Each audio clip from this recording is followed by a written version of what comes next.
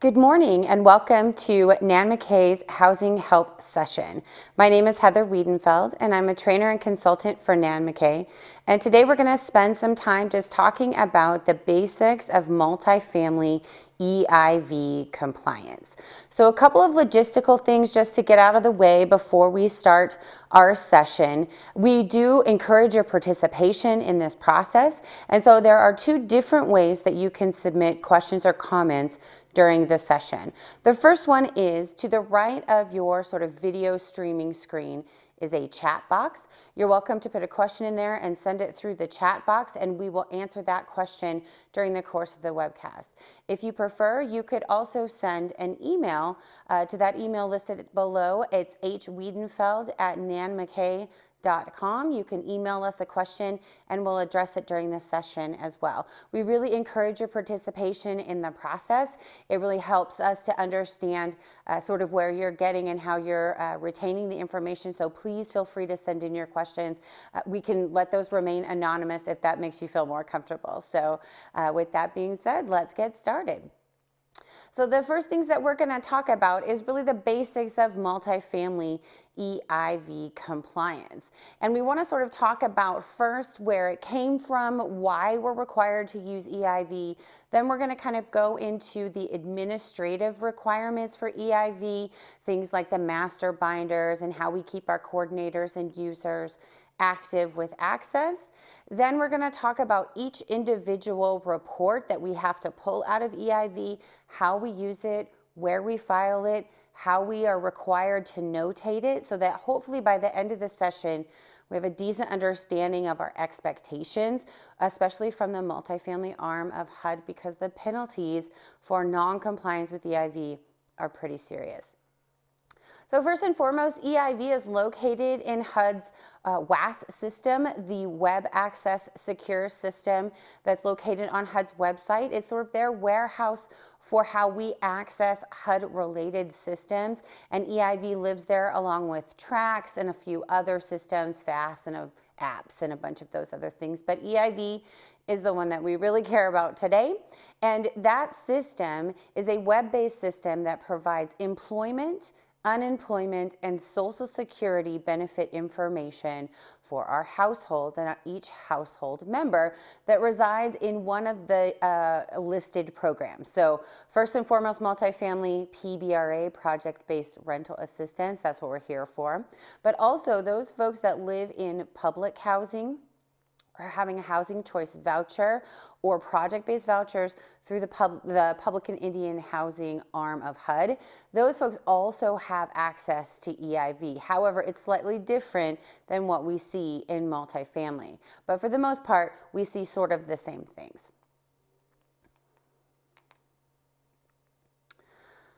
So the one thing we need to remember when it comes to multifamily compliance, the words that HUD uses are that we must use EIV in its entirety, meaning every single thing that HUD says we must do, we have to do, or else we are subject to penalties. In addition to that, we also have to have policies and procedures that describe how we're going to achieve those requirements from HUD. So there's some pretty specific things we're required to do. The good news is HUD is very good at telling us our expectations of EIV and their system requirements.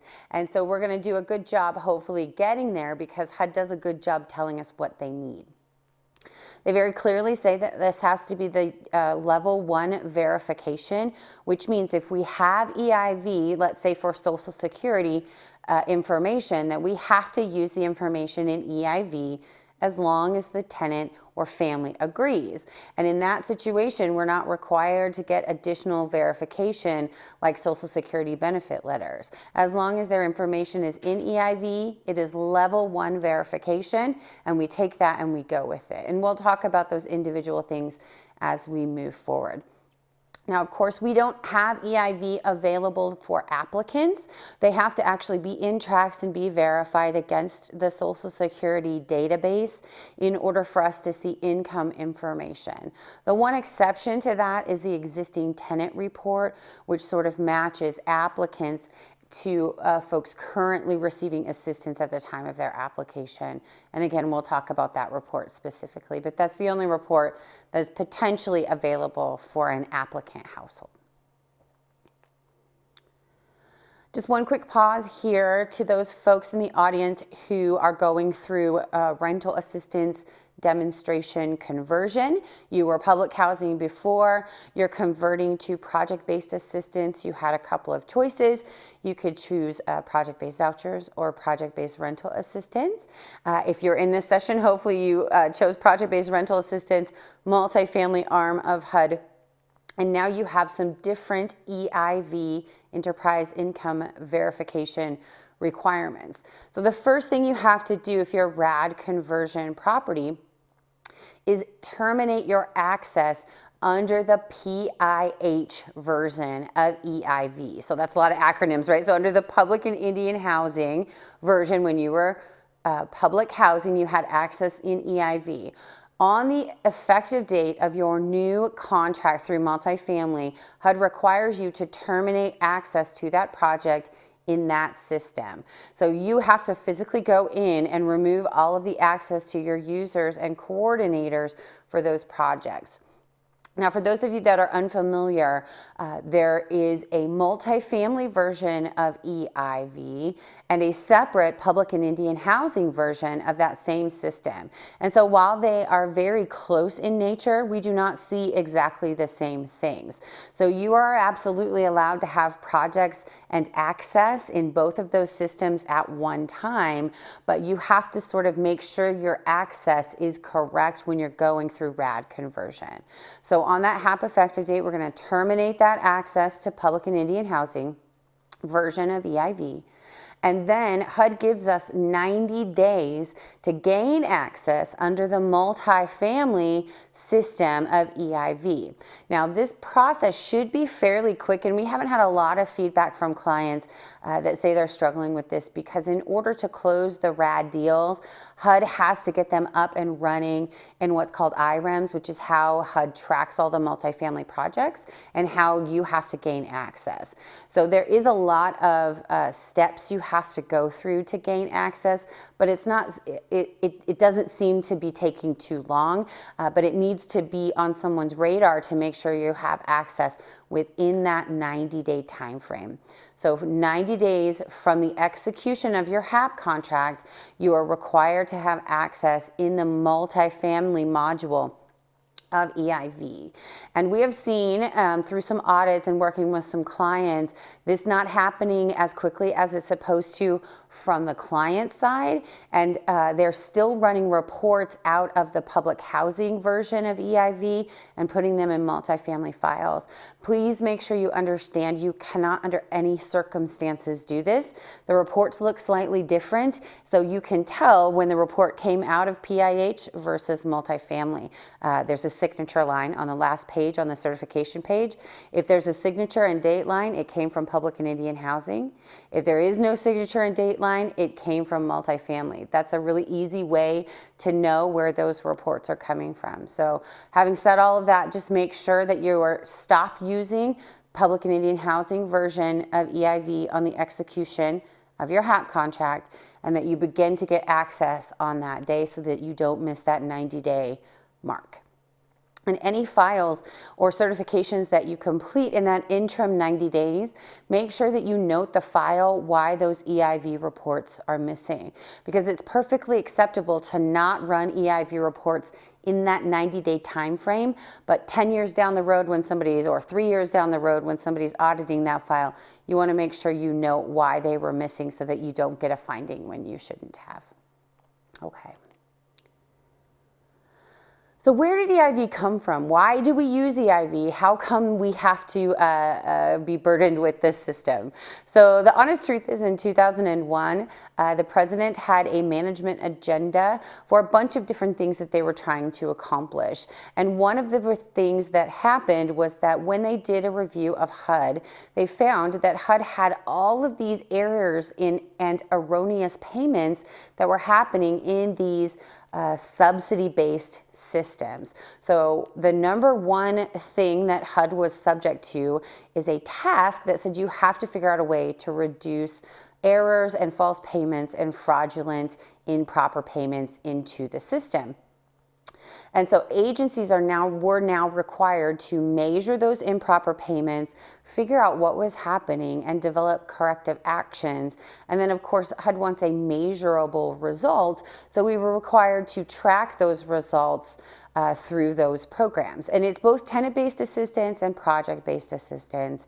And those two budgets alone represent 61% of HUD's entire budget. So just those sort of like PIH and multifamily projects are more than half of HUD's total entire budget and all the other things that they do. So it was sort of on the radar. It actually got HUD on a watch list, and they had to do some things to get that taken care of. And the solution to that was the creation of the EIV system, because they said $3.2 billion in gross annual improper payments were made in public housing, tenant-based and project-based rental assistance programs. $3.2 billion, that is a huge number, and you can totally understand why, from a government standpoint, when we're looking at fraud, waste, and abuse, how this seems like something that needs our attention and needs it quickly. So HUD started working with the Social Security Administration, the National's New Hire Database, and Health and Human Services to try to create this cooperative agreement where we could share information for those agencies where we're all collecting income information. How can we sort of double and triple check to make sure we have correct information moving forward? So they created the EIV system to do that. And in fact, between 2001 and 2005, HUD saw a 60% reduction in that improper payments that were due, and it was because of the use of EIV. So EIV is working, and I believe that it does. I've been in the industry for a very long time, about 20 years, and I can see the usefulness of the EIV system. However, it's a lot more work for us to reconcile, but it does work. Now, we had access to EIV for a few years prior to it becoming mandatory. They sort of let us in multifamily figure out, do some testing, try to get familiar with the system. But effective January 31st, 2010, the use of EIV became mandatory. So it is required, and HUD will assess penalties for not using EIV, those words, in its entirety. So as of January 31st, 2010, we must use EIV in its entirety, or else we potentially could receive some penalties. If you've never been into the EIV system, this is sort of the landing page for WAS. This is where you go and you can see EIV as an option. Once you click that link, it will take you into the home page where you have all these other options. They give you some messages in that center portion. This is where we can run reports and recertify our users. This is sort of what the home page of EIV looks like. We just wanted to share in case you hadn't seen it, or it looks slightly different in public and Indian housing. So where is all of this information coming from? How are we getting this? Who shares? Let's talk about sort of where the information is derived. So resident data in EIV comes from the information that we as owners and management agents of these multifamily properties submit through tracks. So all of the information we collect and submit on HUD Form 50059, those certifications, the move-ins, the annuals, the interims, all of that information is submitted through tracks, which is sort of the warehouse for tenant data in multifamily, as well as the system HUD uses to pay subsidy. So we warehouse that information into tracks. Once it hits tracks, then it compares its data to the Department of Health and Human Services, to the National Directory of New Hires, and to the Social Security Administration. So we have this cooperative agreement where we all share information. We use their information for our purposes, and they use our information for theirs. So it's a cooperative thing. They get stuff out of this deal, we get stuff out of this deal. And together, we all share our information to make sure that we're having the most accurate reporting systems possible. One thing HUD has always been clear about, and I just want to make sure everyone understands that HUD themselves does not actually manage any of this data. From the HUD perspective, the data that's in tracks comes from us as the owners or management agents of these properties. So if there's improper information in tracks, it's we as the owner and agent of that property own that data, and it's our responsibility to make sure that it's current and that it gets updated or corrected so that it can talk to the other systems and be accurate. So if a resident disputes some information, the resident needs to contact whoever warehouses that information. So for instance, let's say that Social Security is saying that I receive $1,000 a month, but I don't. I, as the owner of the property, don't own that information. Social Security owns that information. So we have to send the tenant to the Social Security Administration to correct data that is owned by Social Security. If it's data that's incorrect on the 5-9, we can fix that in tracks. If it's data that's incorrect with an employer, they need to go to that employer. So we don't actually, HUD does not cannot correct any of the information in EIV. It depends on what system is showing erroneous. When we tell the tenant to go and dispute information with other agencies, we request that they provide us with a copy of any correspondence they have with those agencies, and we could use resident provided documentation in lieu of that verification in those circumstances. There's many times where we will have folks who have had identity theft, where somebody says that our 93-year-old tenant is working on a crab boat in Alaska, right? We're pretty sure that's not happening. So we would send a third-party verification to that employer, let them tell us this is not true, and then use that provided documentation to show EIV is incorrect with that information. And it's up to the tenant whether they decide to file suit or a claim about identity theft. All of those things are left in the tenant hands. We just would sort of document the file with our findings from the third party. And it's really, really important that we get that initial data into tracks correctly, because that's how it uses that date of birth, first name, last name, Social Security number as the identifying factors to communicate with the other systems to make sure that we're talking about the same person. My name is Heather Wiedenfeld. There's not a lot of us around. There's not a lot of Heather Wiedenfelds, but if your name is John Smith, that may be really difficult to sort of track down and make sure you're checking the information for the correct John Smith. So HUD does this in a couple of different ways. EIV does this in a couple of different ways, and it uses first name, last name, date of birth, and Social Security number. So if we put that information into tracks incorrectly, we will never see income information for that household until we fix it.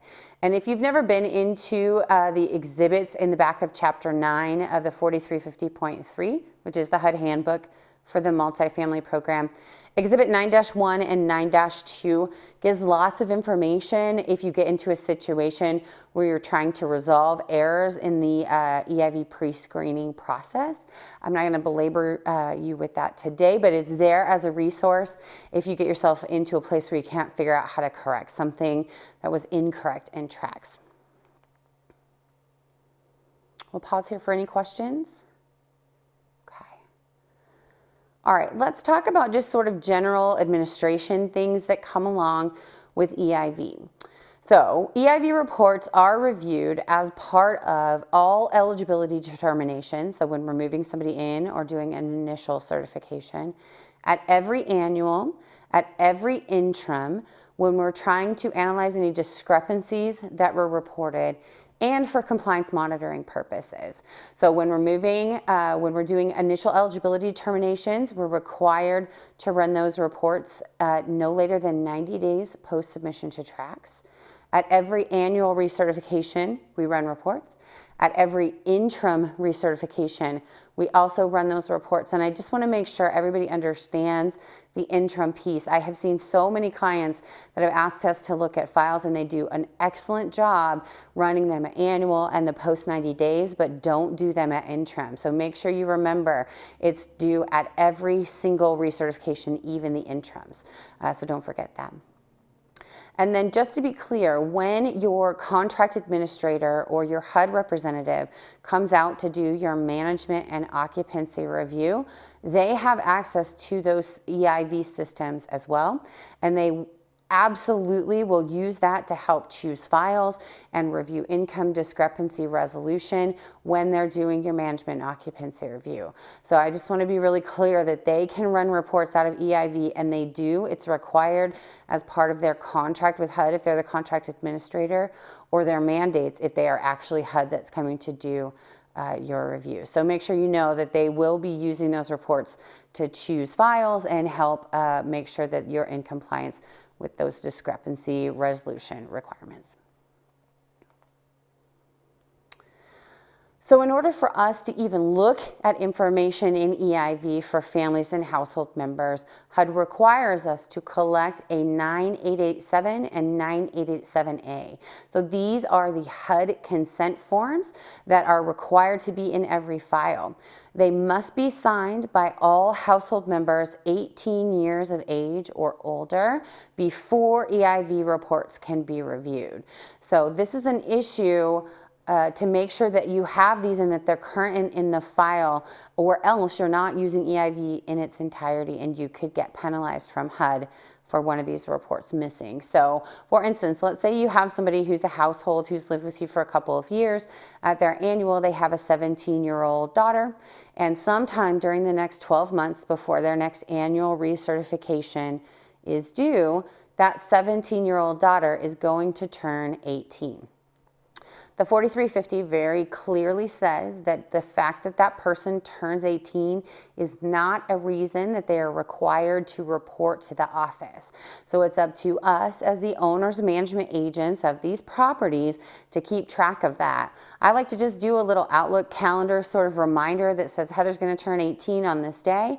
I keep a box of like cards in my desk that say happy birthday or congratulations or celebrate, and when that comes up on my Outlook calendar, I will post that birthday card to that door or in the mailbox of those families and say congratulations on turning 18. Please come to the office. I have some paperwork for you to sign to make sure that 9887 and 9887A is in the file for that person who is now 18. Because in EIV, the second that person turns 18, their information will automatically show in the EIV system. You could just be running your, let's say your new hires reports just like you always would. The second that person turns 18, it shows up. If you don't have the 9887 or 9887A in the file at that time, you have now not used EIV in its entirety and could get penalized by HUD for that. So just some thoughts there on how to keep track of that and make sure you stay in compliance. The next thing that we're required to do as part of the EIV requirements is issue HUD's EIV and U brochure. We have to give it to all applicants with their initial application for housing, as well as annually as part of the recertification process. So we give it to them at first that says, here's this great system. The brochure sort of explains that it does matchings with what agencies and that we can get income information, etc. Then we have to, every annual, make sure they receive an additional copy. So once a year, they get another copy of the EIV and U brochure. So HUD has been pretty clear that you don't have to put the whole brochure in the file. You can have an acknowledgement form that says, by signing this form, I acknowledge that I've received the following documents. And if you have been in multifamily anytime at all, you know that's a lot of documents. The resident rights and responsibilities and fraud, is it worth it, and EIV and U and the new VAWA documents, all of those can go on that acknowledgement form. So save yourself some paper and some room in the file. Get yourself, you can self-create an acknowledgement form to make sure that you don't have to put all the pages of the brochure in the file, just acknowledgement of receipt from the resident. But it happens at application and then every annual thereafter. In addition, we are also required to have 2 EIV master files or binders. So I keep mine in a binder just for ease of review, but there are two things that we have to keep track of. One is for permanent records and one is for the master reports. So permanent records, when I say that, I mean users and coordinators are required to do some things in order to get initial access, which we'll talk about, and in order to stay current with their access after that. So I keep a binder. Typically I keep the binder by person. So I'll have a tab for every user and coordinator that has access, as well as any CPA auditors or file clerks or anybody that is accessing those EIV reports. And then I keep those reports in their tab by year. And this keeps me organized and make sure that when HUD comes and does the MOR, they absolutely are going to request that binder and that they can easily go and see who has access and that everything is current. So the requirement for retaining permanent records is not clear. HUD has never said we can discard any of those documents, so do not discard them even after you have terminated an employee or an employee has left the company and is working somewhere else. Make sure you keep a historical record of all of those permanent records. The other master binder that you're required to have is for the reports. So there are some reports in EIV that we're required to do monthly and some that we're required to do quarterly. So we want to make sure that we have some way to keep track of those monthly and quarterly reports and that we're keeping it in an easily auditable fashion. So we want to make sure that we keep that information in one place, that it's secured and easily audited, because what we don't want to do is give a bunch of nonsense to an auditor that comes in a mess and nothing's secured in the binder, because that's frustrating to an auditor and we will get findings in that way. So I have tabs that I keep by month and then I organize those reports by month. A couple of things just from some experience we've seen with some clients. Reminder that you never, ever, ever keep income reports in the master binder. So if I walk into someone's office and I ask to see their EIV binder and it is this thick, I can promise you, you're not doing it correctly, right? It should not have that many pieces of paper in it. We put summary reports in the master binder. We put detailed reports in the tenant file. And we never, under any circumstances, put income reports of any kind, no income discrepancies, no income reports in those master binders. And we're going to go over those reports individually, but I just want to be really clear because we see this over and over again when we go to do consulting or assistance with folks who have EIV, that they're keeping income information in those master binders, and that is absolutely not allowed. We also want to make sure that we are keeping clear tracking data, that our annual security awareness training is being conducted.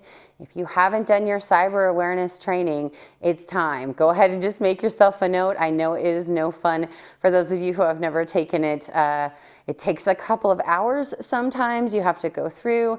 It's a sort of an online system and you have to answer questions. And it was initially set up for government employees to talk about the security of their name badges and information in their offices, but we are required to take it because we have access to those government systems. So make sure it's done. If you haven't done it, now is as good a time as any. You're just going to have to carve out the time and get it done. Make sure you print that certification and that goes into your file and that you're doing it once a year. So you're required annually to retake the cyber awareness training. I cannot be clear enough to say that. Every user, every coordinator, and every person that only has access to the physical data, but not the system. So if you are, let's say you're a file person and you help file in your agency, you don't have access to the actual electronic system. You can't run the reports, but you can see them at any time because you have access to the files. HUD requires you to sign the rules of behavior and take the cyber awareness training, even though you don't physically have access to the system. So just make sure we're making that happen and that everybody understands. And you are not allowed to just ignore it.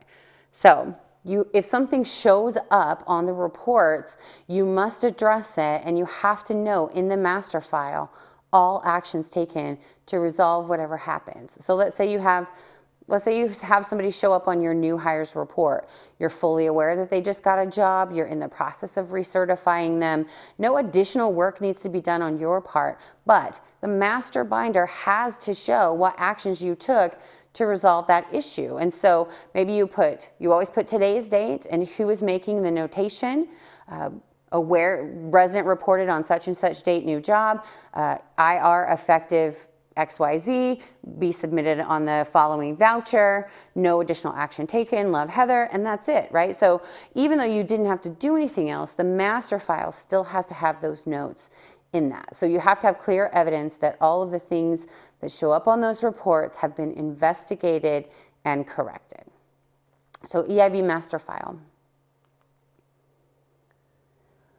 There are two types of access you can have into EIV. One is users and one is coordinators. So let's talk about the users and what users are required to do. So all EIV users are required to sign and adhere to the EIV rules of behavior. So this is a very simple form. I have a link to this form at the end of this presentation. You can literally just Google EIV rules of behavior. It will come up.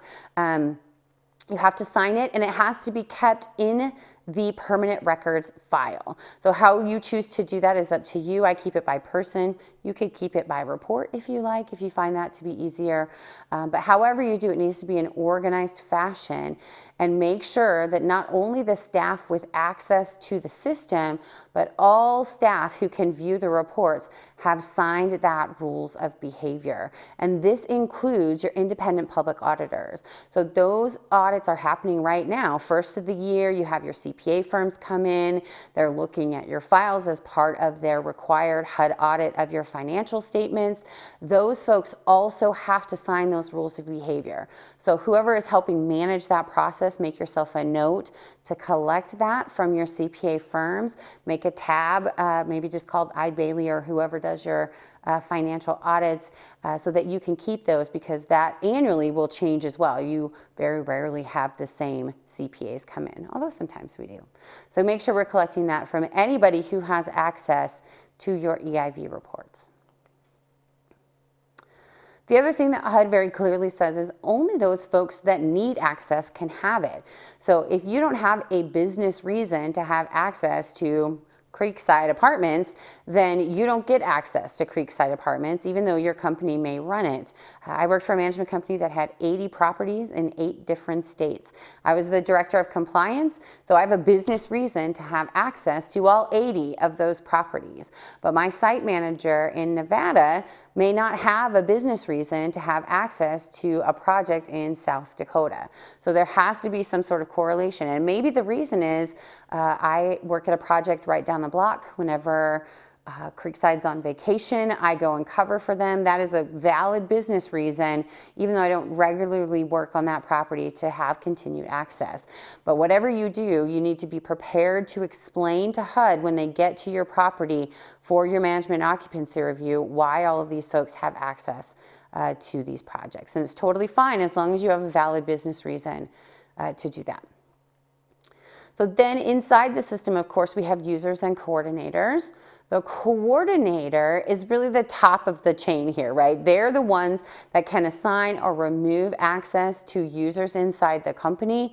They're the ones that approve the ongoing access to EIV initially and then twice a year thereafter. They are required to obtain a letter of approval from the owner of the property when they first gain access, and they are only required to be recertified once a year. So HUD actually certifies them and recertifies them, and then the coordinators handle the access for the users underneath them. One thing that we always tell folks is that you should have more than one coordinator in your company. So if something were to happen to your one coordinator, they quit, they get fired, they get hurt, they get injured, whatever may happen, if you don't have a backup, you potentially lose access to all of your site compliance. And HUD doesn't have a extenuating circumstances sort of caveat to the coordinator access. If you lose access, you are not using EIV in its entirety, and you could get penalized by HUD for that fact. So make sure you have a backup coordinator. This typically is like the director of compliance or somebody pretty high up in the compliance department is one, and then sometimes it's accounting or maybe your executive director that has access as the secondary person, just in case you need access for some other reason. So coordinators are required to sign a coordinator access authorization form within 30 days of the expiration. This actually comes right up in EIV. You have to go and sort of click some boxes and sign off on that form once a year. Then it goes to HUD, and HUD approves that sort of recertification. And of course, just like everyone else, they have to take the Cyber Awareness Challenge once a year and maintain proof of that certification. And then, of course, we sign those rules of behavior just like everyone else. Users take the cyber awareness training. They also have to sign a user access authorization form twice a year, but again, this automatically comes up in the EIV system. When they go to recertify, they sort of have to check some boxes and sign off, and then the coordinator can go and approve their access for the next 6 months. And then, of course, they sign the rules of behavior as well. In addition to the cyber awareness training, HUD also says that all folks that have access to the system or reports in the files have to attend an additional annual security awareness training, and we have to document attendance. So really the purpose of this training is to say internally, here are our processes. Here's where we keep the files. Here's how we communicate data. If we have a security breach, here's how we're going to deal with it. And so it's more about your internal processes, what happens inside your company. If you do not have somebody to conduct that, HUD does have a webcast that you can watch that they said meets those requirements. So here's the link here. It's also in the materials that was sent out to you earlier today. So make sure that you know that that's in addition to the cyber awareness training. We also have to take this security awareness training once a year as well.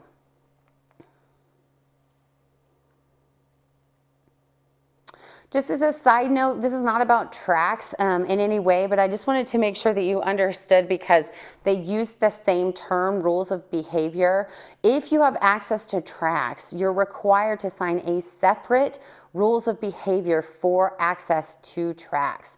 And you're required to take that same cyber awareness training. So if you've taken it once for EIV, you can use it for your tracks compliance as well. I just keep an additional tab in our master binder for tracks rules of behavior, just because it's easy to keep it all in one place. But make sure, just as a side note, you understand that is a totally separate requirement. You have to keep that rules of behavior separate. It's a different certification. And if you do not go into the tracks system at least once every 90 days, tracks will automatically now terminate your access, and you'll have to go and regain it. So make sure you understand sort of how all those tracks separate rules work, and that it's a requirement in addition to the EIV. I just wanted to put that in there because it's a little bit confusing. So having said all of that, now we have people in the system, we have users, we have coordinators, we have our master binders all set up. HUD then requires us to establish policies and procedures that are going to talk about how we keep the information secure and how we're going to use the reports that we gain from EIV. So this is a must. This is not a may or a should. We have to have these policies.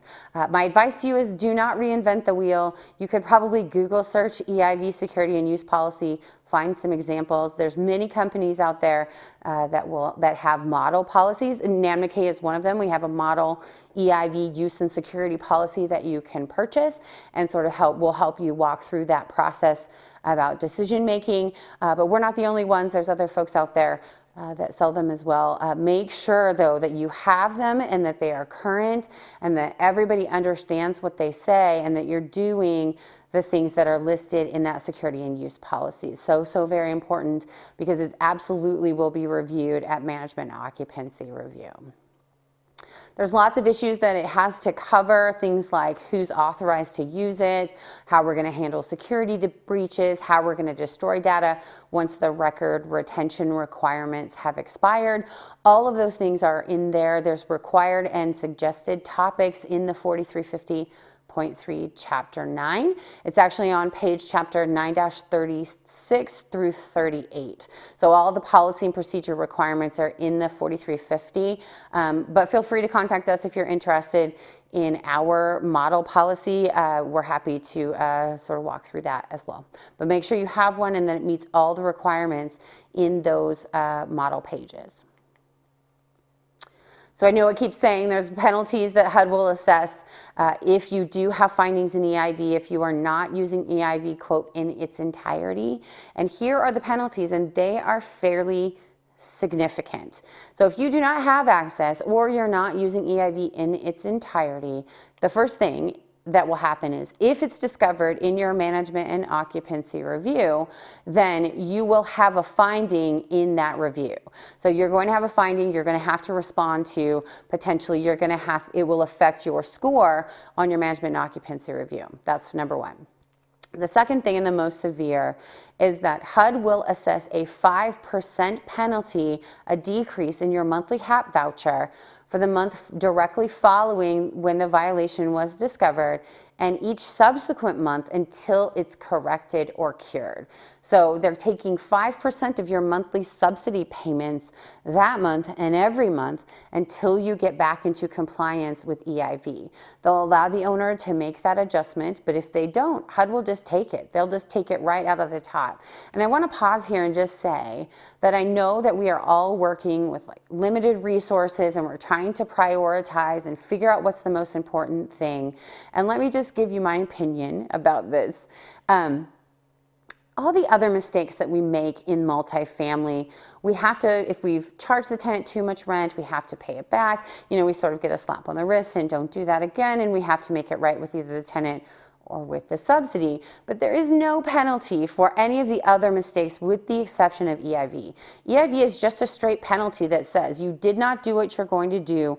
We're taking 5% of your subsidy payment for that month as a penalty. It is the one and only place in the whole multifamily universe where HUD assesses a penalty. So from a resource standpoint, if you're trying to figure out what is the most important to your staff or to the process or to the operations of the property, EIV is the only thing you can get a penalty for non-compliance. So do with that as you may, but in my opinion, it's very important, and HUD has made that clear, I believe, by assessing this penalty at all, that this is a priority for HUD as well as owners and agents, of course. So just some thoughts about how we're prioritizing time and when it comes to EIV compliance, how that gets prioritized in our daily tasks that we have at the property.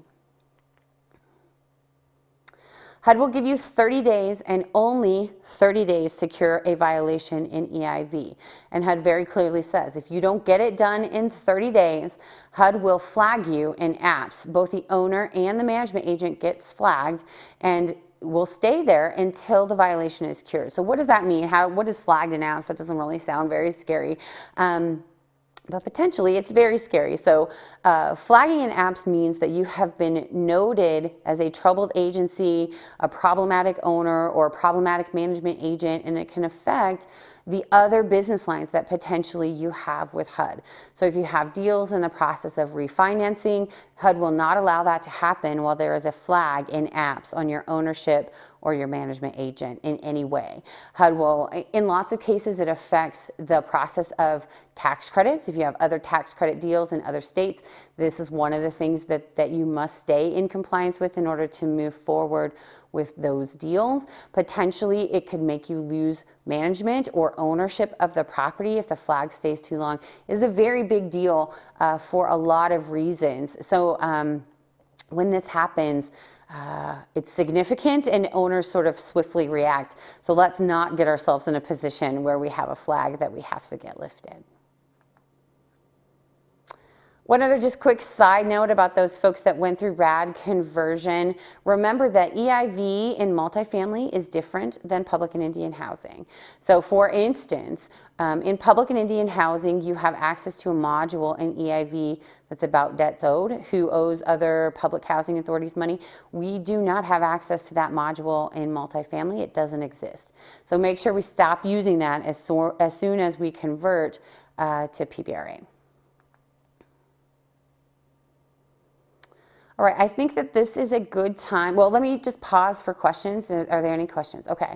I think this is a good time to just take a quick 5-minute break before we get into talking about the use of EIV reports. When we come back, we're going to go over each report individually. I'm going to show you an example of what the report looks like and potentially a situation that might come up and how to deal with those on an individual basis. We're going to go report by report and sort of go over that. So take 5 minutes and then we'll come right back and talk about EIV reports.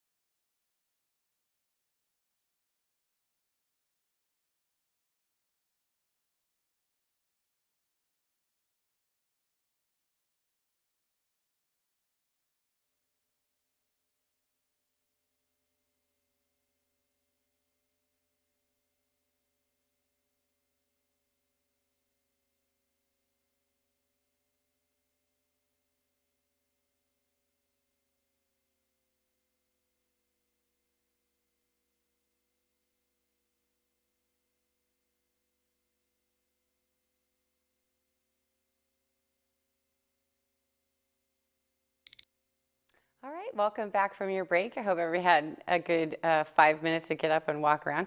You may notice that I had to change my shirt. I went to take a drink of coffee and spilled all over the front of my sweater. So luckily I had a backup handy.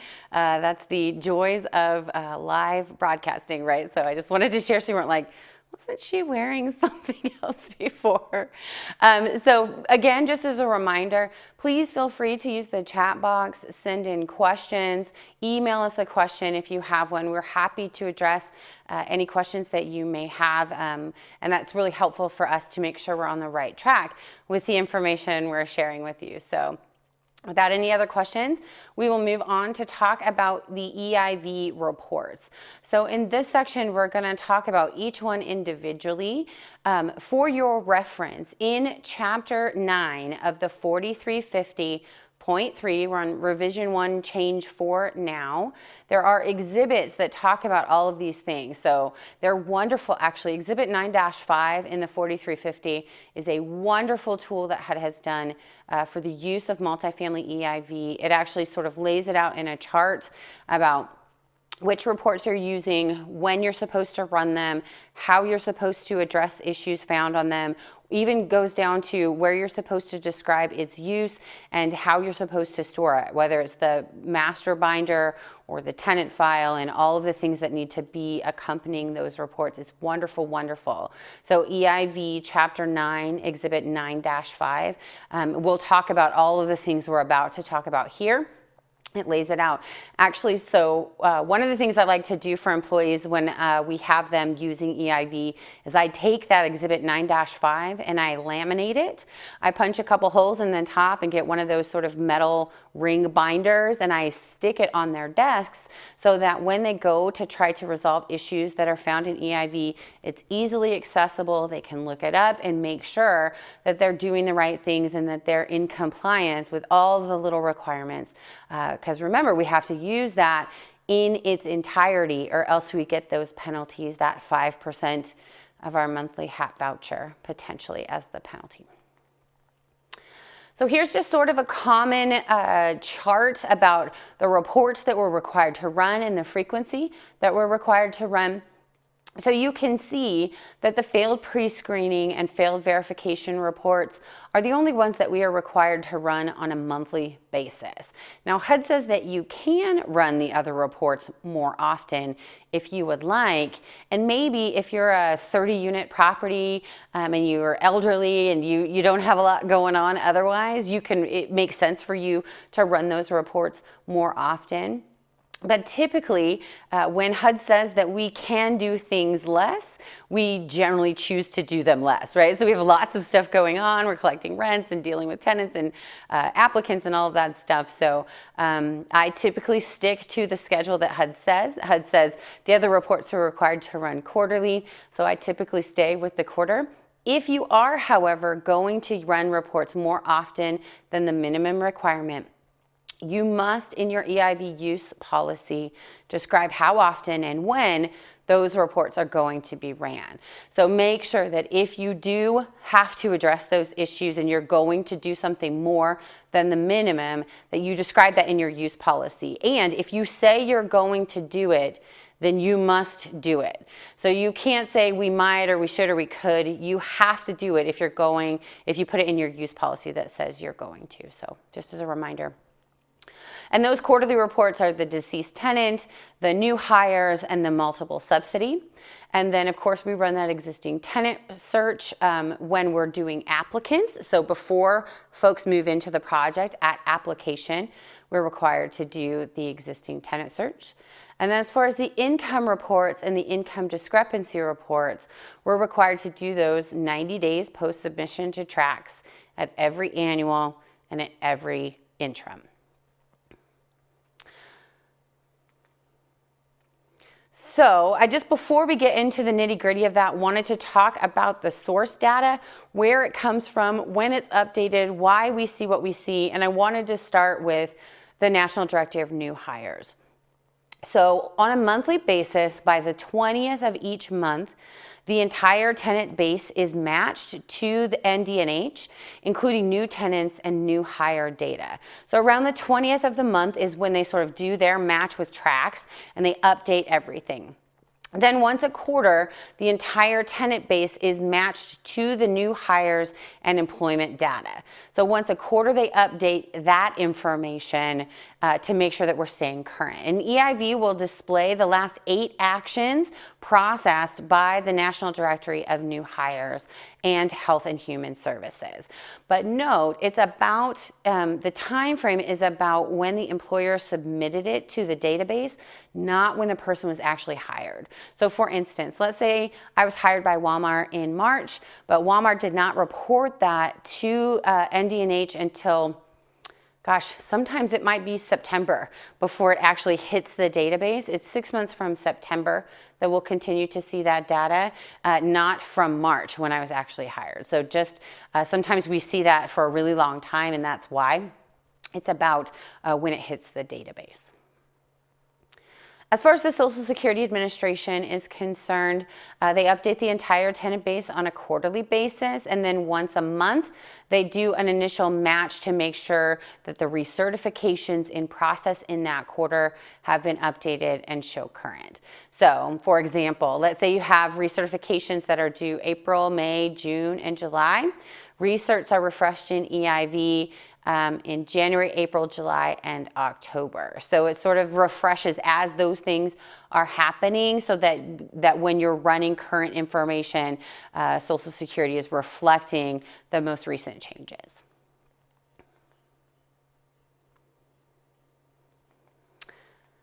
So now let's talk about each individual report. And I want to start with the existing tenant search, right? So that's the first report we potentially would run.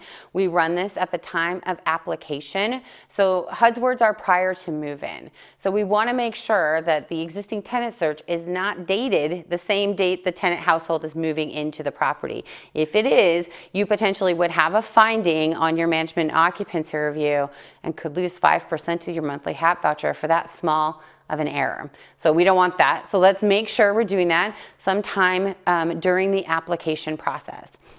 And the existing tenant search identifies applicants who may currently be receiving assistance somewhere else, either in public and Indian housing or multifamily. So it checks all 4 programs: project-based vouchers, housing choice vouchers, public housing, and multifamily project-based rental assistance. So all 4, it will go out and see if somebody's receiving assistance. And if something comes back, we would then have to contact and inquire with that certain current owner or management agent, talk about who is living there, identify their property, and document the results of any of those contacts with the tenant and potentially the current management agency. Because HUD is very clear that you are not allowed to have assistance in 2 properties at the same time, not even for a single day. And if you tried to move somebody into a multifamily project who's currently living in a multifamily project, it will reject your move-in and tell you have no rights to the subsidy until they're out of the previous project. So typically what I do if somebody shows up on the existing tenant search is I will contact the tenant first and explain to them how HUD works, fair or not fair, because really when you're thinking about HUD's expectation for our tenants is that they move out of Project A, they sit in our parking lot or wherever with their U-Haul full of their belongings overnight and then move into Project B the next day, because not even for a day can we give them subsidy in 2 places. So that all has to be explained, and fair or not, it is what it is, right? We don't have any control. If HUD asked me, I would have an opinion about it, but they didn't. So we have to explain to them how this is going to work and coordinate that move. It is very common in this sort of business environment now, before a management agent will schedule a move-in with that new household, they require documentation in writing from Project A to prove they have been moved from the property. I personally have a requirement. It's one of 2 things: either a signed move out inspection that shows we've walked the unit, I signed it, the owner signed it saying this is the date, or a signed 50059A move out certification that shows when they were moved out of the system.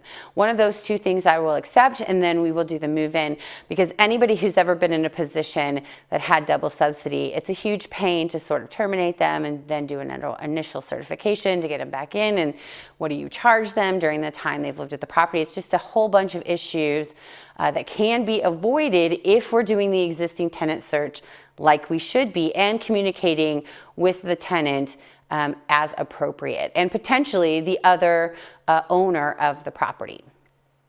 So having said all that, this is how we use the existing tenant search. Let's do an example. Hopefully you can see this. If you can't, you had an opportunity to print out the slides prior to. If not, I'll sort of go over what this report, but this is kind of a sample of what the reports look like when they come out of EIV. So let's say you are processing a new person, a new applicant, and you want to move them into your property. You run the existing tenant search, and this is what comes up. It shows that they are living at another property. What do we do when somebody comes up? How do we handle this from a HUD perspective? So what actions do we need to take? The first thing we need to do is talk to the applicant, see if they're living in assisted housing, make sure they understand the process for staying in current status, and talk about this double subsidy issues, and then if necessary coordinate those move out, move in dates with the applicant or potentially the other public housing authority or owner of the property, because somebody's going to have to give. The reality is we don't move that way, right? Somebody's going to have to sort of say, I'm going to move them out on the 1st, you move them in on the 2nd. Those things are going to have to be coordinated to make sure that we don't submit erroneous certifications that will get rejected in tracks. So after we do all of this work, right, we've gone back and forth, we've figured out and coordinated the move out dates, where do we keep the existing tenant reports and documentation? So HUD says the existing tenant search stays with the application. So if that household moves into the property, it goes into their current tenant file. If that household ends up not moving into the property for whatever reason, they were rejected or they found another place to live, or for whatever reason they didn't move in, then it stays with the applicant in the sort of rejected or removed application file for that record retention requirement term. And we include any documentation that came along with it. One other quick thing, existing tenant search is not just for the head of household, it's for every household member. So even babies, brand new newborn babies, moms, dads, brothers, sisters, grandmas, grandpas, everybody gets their own individual existing tenant search ran on them, and it's based on their social security number. So make sure we're doing that as well. We see that sometimes where it was just ran on the head of household, or it was just ran on the adults, but just as a reminder, it gets ran for every single household member. So here's an example, right? So remember, we have to note on the actual report all actions taken to resolve the issue. So here's just an example of potentially what we would say. We put today's date, we talked to the applicant, they confirm that they are currently living in Section 8 housing of another sort. We coordinated the move-in, move-out dates. We scheduled the move-in with the household, right? So it doesn't have to be like the extensive, here's my whole history, but it does have to have enough information to detail. The words are all actions taken to resolve the issue. So make sure we're doing that on the actual report. What you will always get a finding for is if there's an example that shows that that person was living in a different apartment complex or receiving subsidies somewhere else, and you did not address it, then you will get a finding every single time. You have to know on the actual report the actions you took, which is a little bit crazy to some of us, right? Not all of us have great handwriting, not all of us are very clear, but those are HUD's words that you have to do that as part of the resolution. So existing tenant search, couple things that we take away. Number one, that it's done at application. Number two, that every single household member has to have their own existing tenant search ran. If somebody shows up, then we need to coordinate with the applicant and potentially the current owner, management agent where they live to coordinate the move-in and move-out dates to ensure that no double subsidy is ever requested from HUD. And this only talks to those 4 programs. It doesn't speak to rural development. It doesn't speak to the home department. It doesn't speak to the low-income housing tax credit program. Just those 4: project-based Section 8, project-based vouchers, housing choice vouchers, and public housing. So those 4 programs are who the system is looking at. Questions about existing tenant search before we move on? Right. So the next report we're going to talk about is called the Multiple Subsidy Report. This one's actually going to go very quickly because the Multiple Subsidy Report looks almost exactly like the existing tenant search, except it's ran on our current households, not on our applicants. So HUD's requirement is that we have to run this at least quarterly. So once every 3 months, we have to run the Multiple Subsidy Report. It talks about anybody that's currently living in our housing and receiving subsidy somewhere else from one of those 4 programs. And the same resolution requirements apply. If somebody shows up on the Multiple Subsidy Report, we have to investigate it, we have to figure out what's happening, and potentially terminate assistance or tenancy depending on what shows up and what our investigation reveals. For the Multiple Subsidy Report, the summary report goes in the master file along with any notations of actions taken to resolve the issue. And the detail reports go into the tenant file. So make sure that we see this theme as it's going to carry through with the rest of this conversation. Summary reports in the master file, detail reports in the tenant file. And the reports that come out of EIV are very clearly noted as either summary or detail so that there's no question about which one goes where. So make sure we are always only putting summary reports in the master file, detail reports in the tenant files.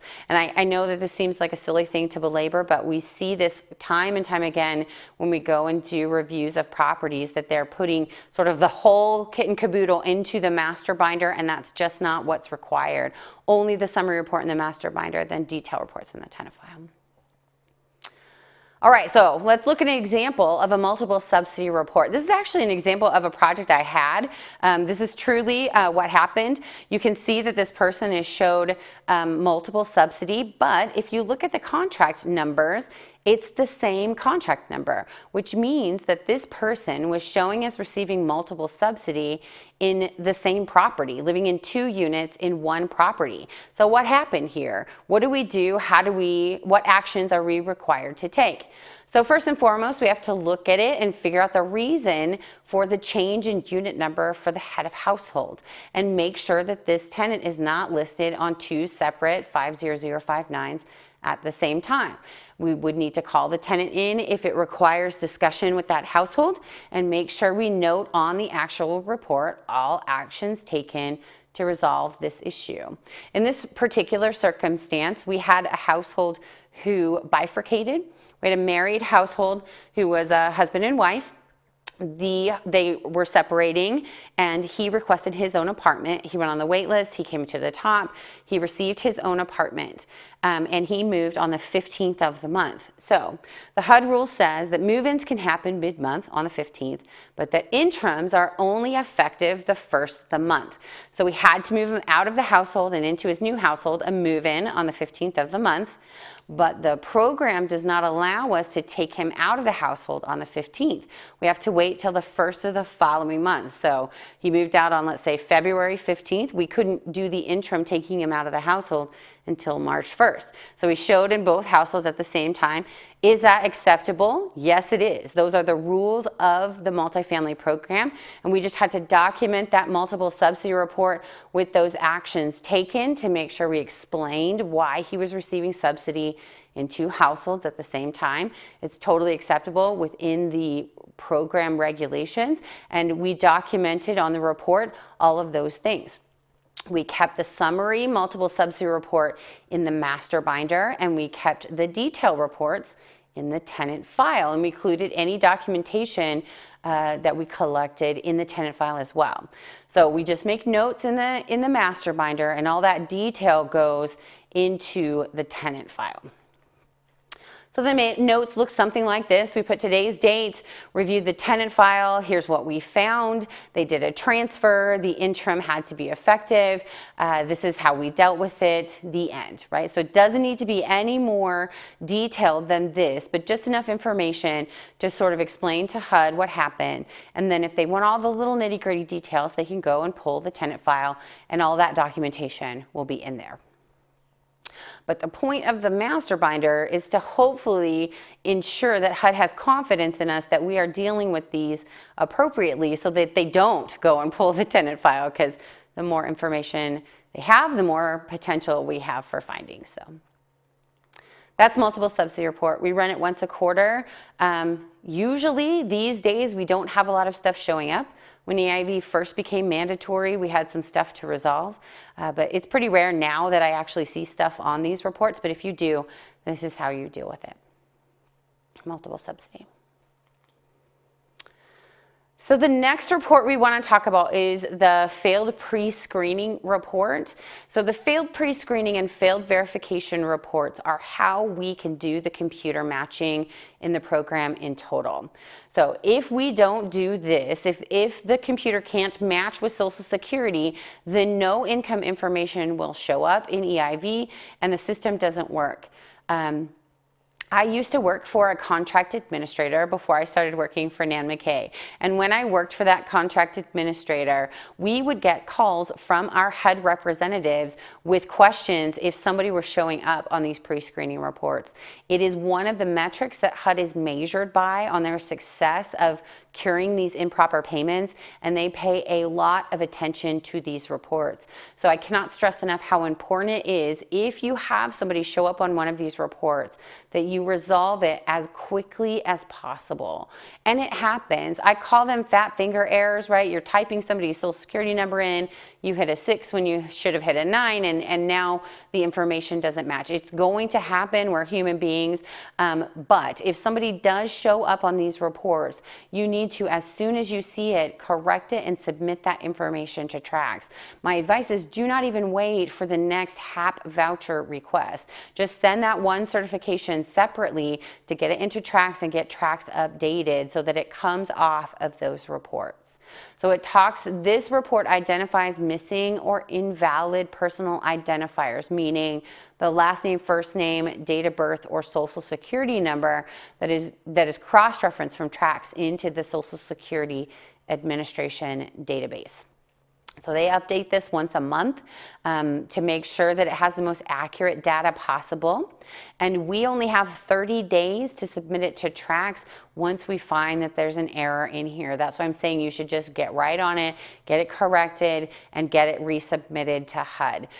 We keep a copy of the report in the master file, and we document that summary report with all actions taken to resolve the issue.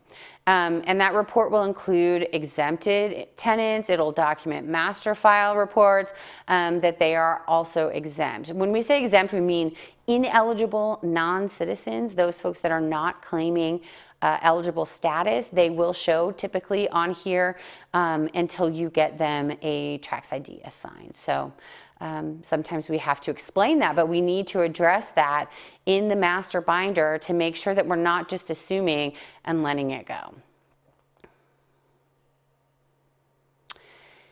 If it's corrected in Trax but not showing in EIV, we just need to note. So sometimes we fix it in Trax and it takes a little bit for Trax to sort of get it, correct it, talk to Social Security, and then get it verified. So typically what we'll do then, if it goes from month to month, the same person keeps showing up, that we will just note, please reference the notes on XYZ report, May's report or June's report or April's report to see the details. We don't have to keep resubmitting if we know that it went to Trax and it's been accepted.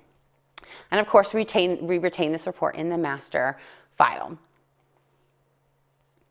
So here's an example of that report, potentially what would show up on one of these identity verification reports. Let's say we ran the report and this person showed up in the failed pre-screening. We have a copy of their Social Security card and it says that their Social Security number, the two middle numbers are 54. We check the 50059, and it looks like we transposed those numbers, right? So Social Security card shows 54, but we entered 45, so it rejected. This is very, very common. It happens, you know, we're human, it's going to. But the Social Security number on the EIV report even will go as far as to say, hey, you said 45, but we think it should be 54. Can you fix this? So not only does it show a discrepancy, but it'll tell you what the discrepancy is so that it's easier to track it down and fix it. And this is very common. So in this case, we would just correct the Social Security number and resubmit it to Trax within that 30-day time frame. So remember that 30 days, that clock is always ticking every time we run those reports. And each one of those reports is dated on the date we ran them every single time. So we know when the reports were ran, there's no question about when we found out. So we need to make sure we're addressing that within the 30 days. And we're noting those reports, were all actions taken to resolve on the actual report. And we're putting that report in the summary report in the master binder and the detail reports in the tenant file.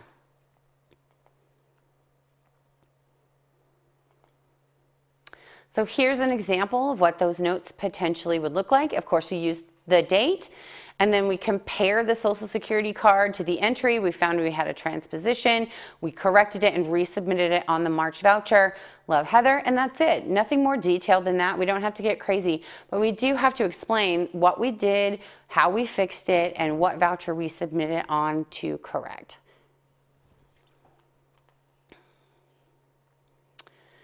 The failed verification report is part of that identity verification report package. So those two things sort of print together, failed pre-screening and failed verification. The difference is the failed pre-screening fails before it even gets out of Trax. The failed verification is once it goes to Social Security rejects it or can't match it for whatever reason. And the same resolution requirements apply. So we would go see what the error is. We have 30 days to correct any inaccurate information. We keep a copy of the report in the master binder, and we note all actions taken to resolve those discrepancies. So here's an example of that, what that would look like. Let's say we retrieve this report, the identity verification report, and it comes back failed. We have a copy of the Social Security card, looks good. We compare it to line 49, and actually it matches exactly. It looks like the Social Security card and our 59 look good. And in fact, the Social Security number that EIV reports back matches what we entered as well. What do we do here? Has anybody ever seen this type of error? This is actually one of my real errors as well. Well, what HUD has said is we have to contact the tenant to confirm that this is their personal identifiers, and then we give them information about how to dispute it with the Social Security Administration, and we notate that on the actual report to show actions taken. In this case, we have done nothing wrong. The tenant has done nothing wrong. It looks like Social Security has done nothing wrong, but for whatever reason, it's rejecting. And so in that situation, we will never see the information in EIV for this household until we could potentially get that corrected.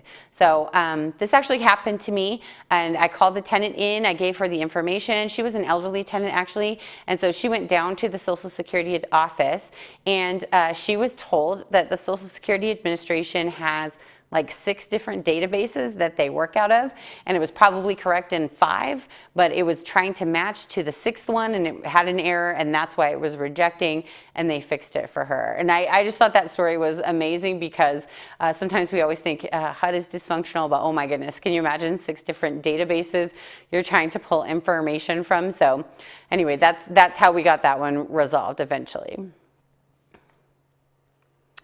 So, and of course, we put all that information, the summary reports, in the master binder with notations on anything we did to resolve it. And if we have to correct 59s, we put all of the details in the tenant file.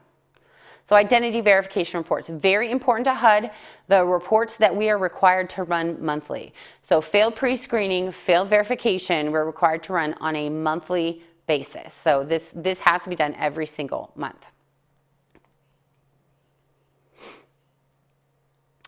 The next report I want to talk about is called the deceased tenant report. And it is exactly that. It is tenants whose social security numbers are showing as deceased. And at least once a quarter, we have to run this report as well. We have to, these are HUD's words, not mine.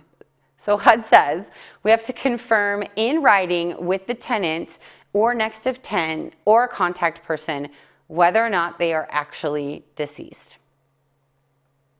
So that's what it says. That's what we have to do within 30 days of a report and update any family composition if that's what is required. For single member households, we would process a move out effective, retroactive to the earliest of 14 days after death or the date the unit was vacated, whichever is earlier. So a couple things we want to talk about in this deceased tenant report. Number one, sometimes this report shows folks who are not deceased. This has only happened to me a handful of times in my whole career. Most of the time when somebody shows up on the deceased tenant report, we know it. We are already working with the families. Maybe we've already moved them out and it just hasn't hit tracks yet. But this gets updated once a week. So the deceased tenant report is extremely accurate. It updates every Friday, I believe, to show that any information that has been brought current as of the last 7 days. So it is very, very accurate. When somebody passes away in multifamily, you only have 14 days from the date of death to move them out. Whether the family has moved them out or not, if it is a single member household, HUD only allows subsidy to be paid 14 days after the date of death, period. End of story. So make sure you're hitting that mark. They do look at move-outs when they come to do your management occupancy review, and we'll compare that. Also, tracks will reject it. If when you put the date of death into tracks, you try to do the move-out longer than 14 days, it will reject that move-out for that reason. So just make sure we understand that rule. I think that's slightly different than some other programs, so just want to be clear there. Of course, we retain the detail report in the tenant file and the summary report in the master file, and we would keep all of the documentation to show what we did with that household in the tenant file. So if we had to move them out, conduct an interim because it wasn't a single person household, or we had to do a move out, all of that data goes in the tenant file, not the master binder. All right, deceased tenant report. Let's do an example of that as well. So let's say it's time to retrieve your quarterly deceased tenant reports, and you show that you have a tenant who's showing us passed away December 10th. But you're positive that you saw this person at the mailbox yesterday collecting his mail. What do we do? What do we do in a situation where the deceased tenant report shows that somebody's passed away when they actually haven't? And HUD says this: you have to have a meeting with that tenant and have them put in writing that this was an error. So this is a very difficult conversation to have. I don't know if anybody's ever had to do it. I have a couple of times. And in one particular case, we called the tenant in and he was extremely upset for obvious reasons. We had prepared the statement completely for him. All he had to do was put his signature and the date on it because we didn't want to put him through anything worse than he already was. When we told him this, he was very scared because he was worried about his benefits being affected and that he wouldn't get his money. So he immediately went down to the Social Security Administration, and sure enough, they had erroneously entered somebody's Social Security number, which reported him as being deceased. They had stopped his payments and listed his status erroneously. So I was glad that we caught it so that he could quickly address it, but that truly is what happened and has happened before. Typically, that's not what we see. Typically, somebody passes away and we are aware and we're dealing with it. But in those cases, we do have to document summary reports in the master binder, detail reports in the tenant file. So hopefully you've seen that theme, right? If we take nothing away but that, where do the summary reports go? Where do the detail reports go? We now have the answer to that on every situation. And here's another example of just sort of what those notations on the report would look like. We would just say what we did, that we talked to them, we sent them down to Social Security, and be done with it. So deceased tenant report, That report has to be run on a quarterly basis, and we have to resolve the issues that show here. This is another report that, we typically don't spend a lot of time resolving issues on because we're usually aware if somebody has passed away, or we don't get a lot of hits on this report because we've already resolved it and moved the household out.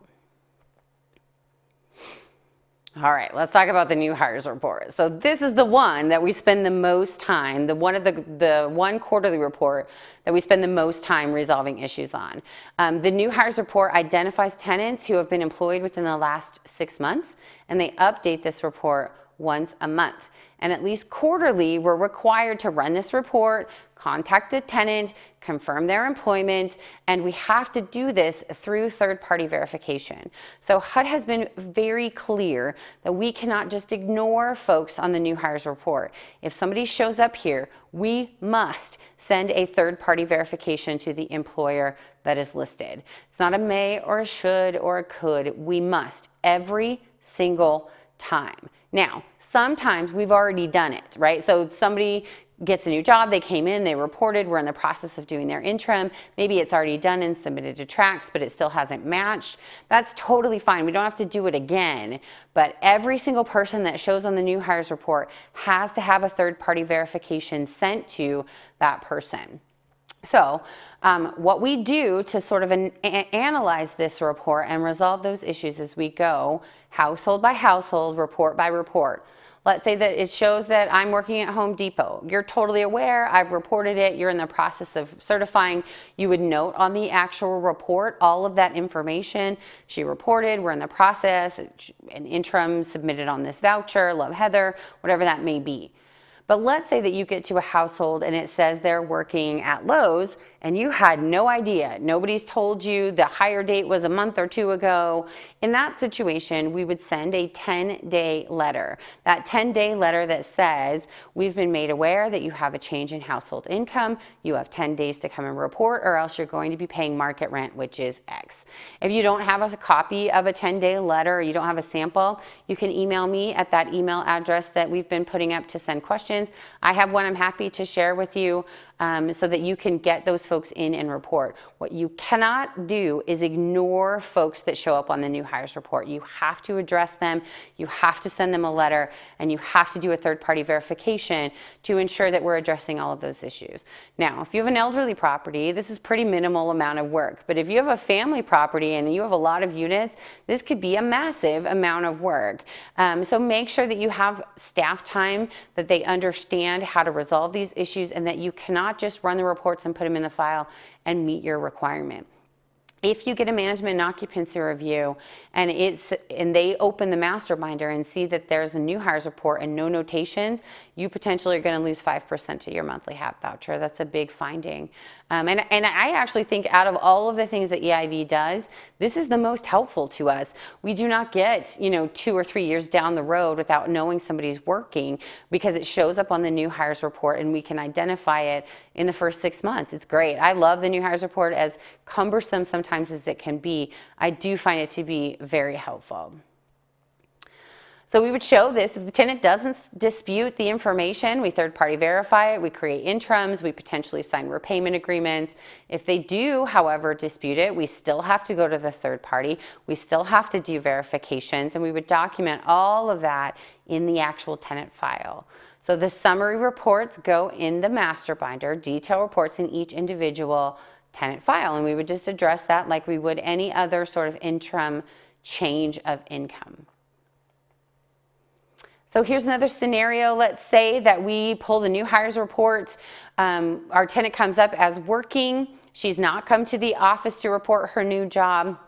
We call her and she says she just forgot to report that she's working at Jack in the Box, but she is still currently working there. We're going to obtain third-party verification that tells us her hire date. We're going to conduct that interim recertification and potentially sign a repayment agreement if she has monies that are due. So this is an example of what one of those reports will look like. You can see that at the top of that sort of box, it shows who the employer is, the contact information, when she was hired, when it hit EIV, and if there's wages that have been reported in those quarters that are reporting.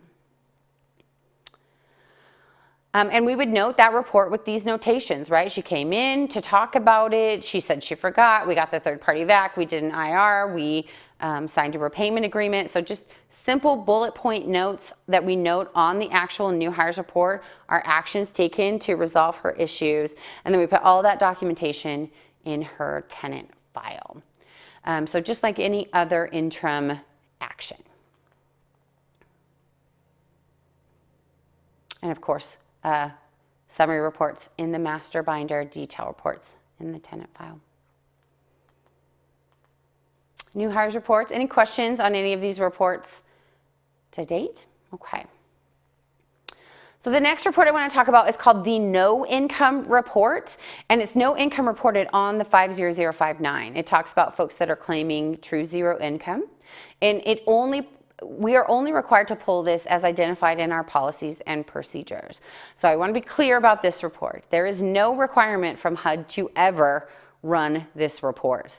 My philosophy is HUD doesn't make me do it, I don't do it. But it's up to you. If you want to run the report, you have to outline it in your policy, your use policy, about how you're going to run it, when you're going to run it, and how you're going to use it. If you do, you have to maintain that in the tenant file. So the no income reports do not go in the master binder in any way. They just go in the tenant files if you choose to run them, which I do not. But it's totally up to you. If you would like to run the no income report, just make sure you put it in your use policy. And there are two different versions: no income reported on the 5.9 versus no income reported by our third parties. The same rules apply.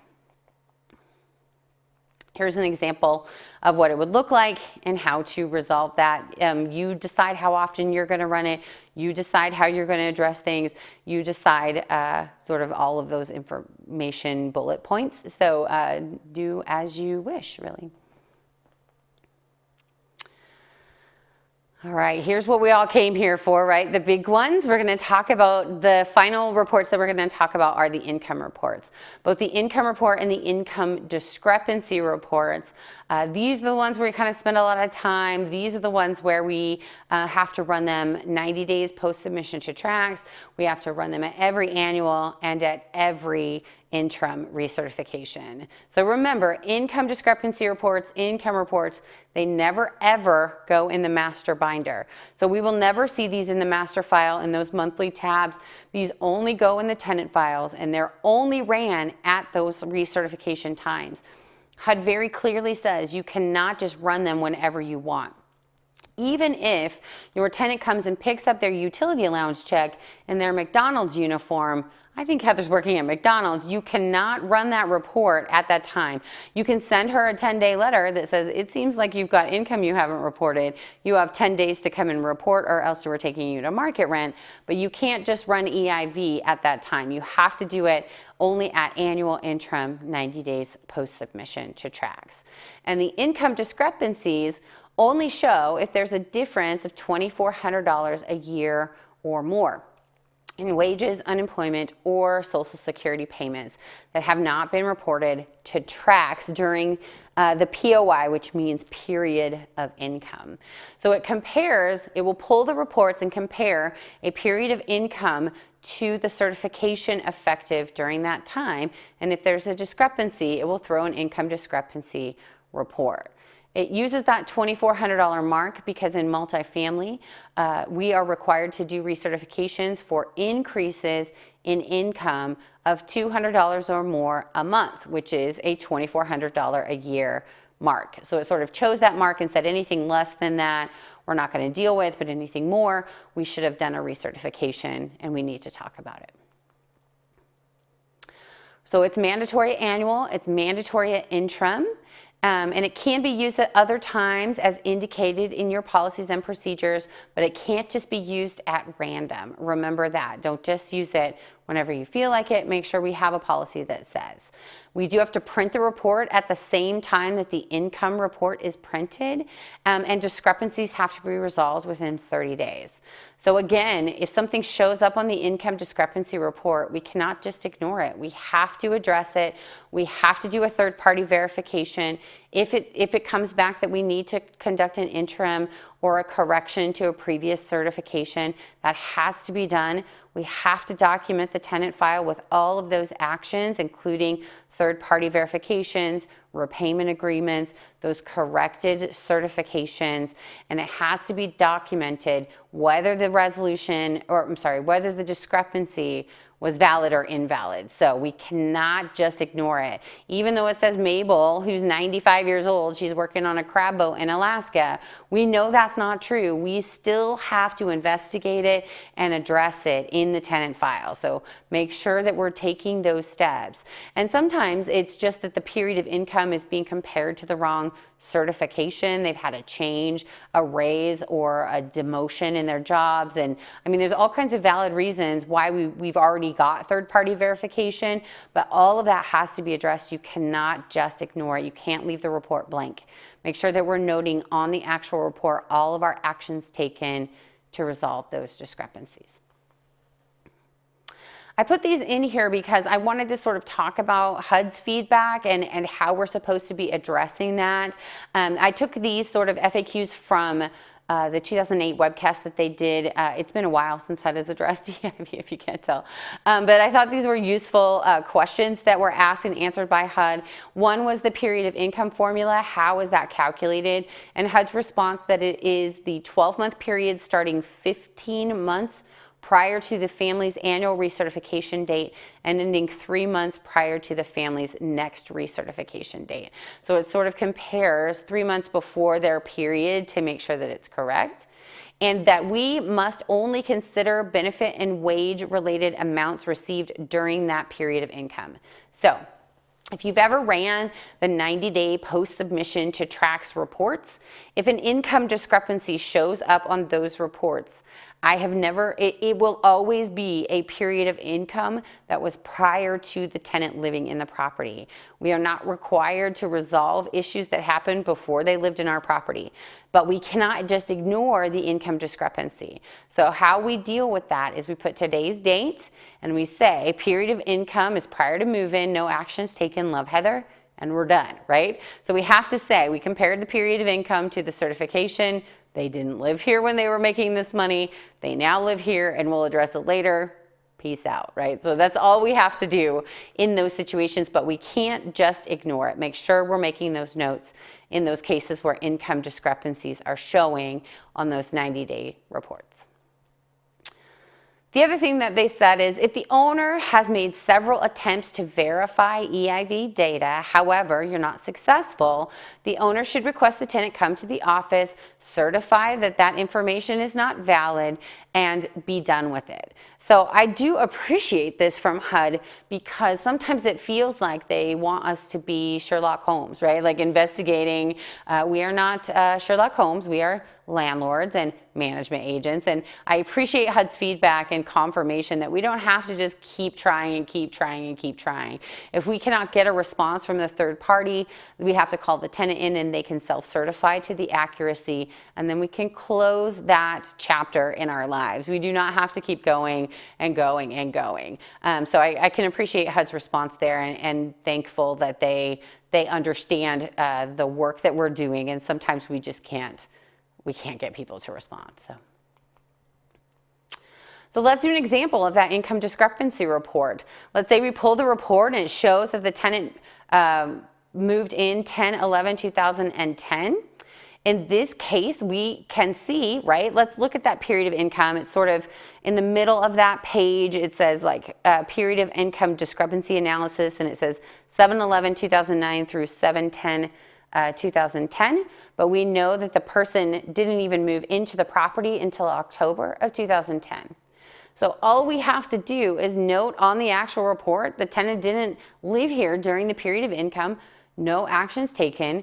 We would keep that income discrepancy report in the tenant file along with any additional paperwork that we had, and it would look like this, right? No further action necessary. But what we can't do is just leave it blank and assume the auditor will know that. But let's say we retrieve an income discrepancy report And it talks about receiving unemployment benefits while they were actually within that. In those cases, we do third-party verification. We have to make sure that we investigate all of those things. We conduct interims or corrections if necessary, and we have to document all of that stuff in the tenant file. So make sure that you're reading those, you're being very clear about when that income happened, and if corrections or new interim recertifications need to be conducted, that we're doing that, signing repayment agreements in some cases, whatever needs to happen, just like any other unreported income situation. One more example, let's say that we retrieve an income discrepancy report at their annual recertification. Let's say the tenant moved in August 15th of 2008, and at the time of their next annual recertification, the tenant told us that they were zero income. However, when we run the income report, it shows they've been working. We contact the tenant and we talk about what came up on those reports, and the tenant then admits, oh, I guess I was working during that time. However, I didn't make as much money as it's showing on those reports.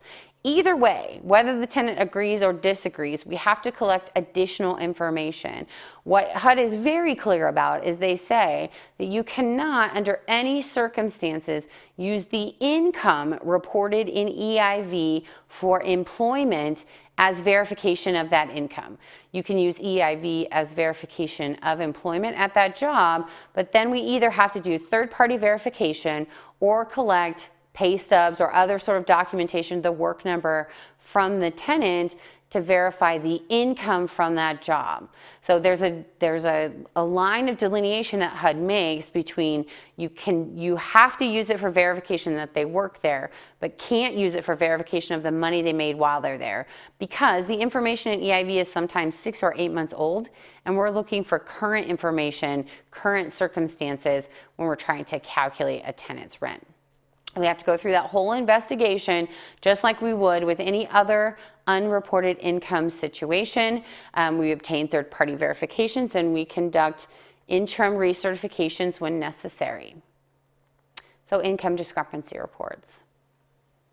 And that's it. Those are the reports and the process. Those are the basics of the EIV system. If you've never been to the EIV system, I put some links in here for you to have access to both the EIV website and the cyber awareness training. HUD updates the cyber awareness, or it's probably not HUD, it's probably just the government in general, updates the cyber awareness training once a year. 2020 version has been out for a couple of months now. So if you haven't taken the 2020 version, you need to get that done, especially if it's been longer than 12 months, because we have to do that once a year, make sure we're all current.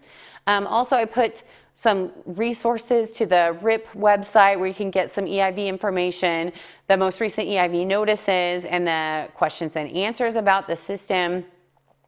And then I also put a link to the TRACS Rules of Behavior form, and if that was the first information you've ever heard about that form or didn't know it existed, so that you had it just in case you needed some additional information. I'll pause right here if you have any questions, comments, anything you want to say. I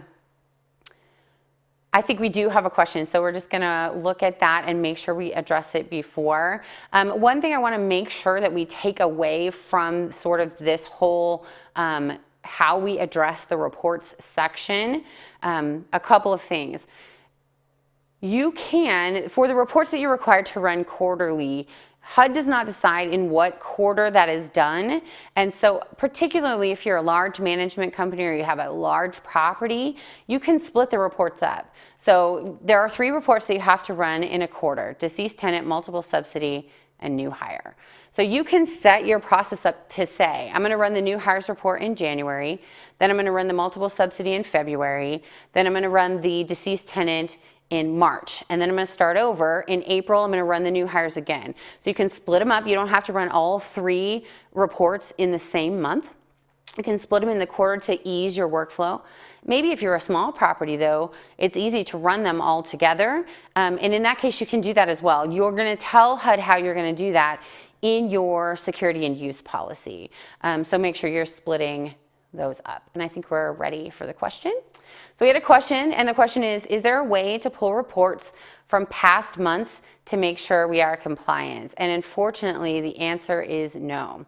EIV is a real-time system, and you can't unring the bell. Once the time has passed, you cannot go backwards and run the reports, unfortunately. I wish there was a way that you could. That would be very helpful, but it is real time, and it updates, and as it updates, the old information goes away and the new information takes its place. Excellent question.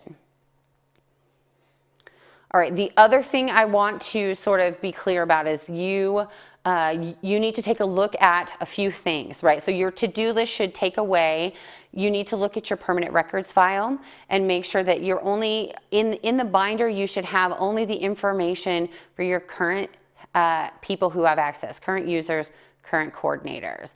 And then you need to archive the information for your past employees. Don't throw it away, don't destroy it, because HUD's never said you can, but don't keep it in your current records to muddy up the waters.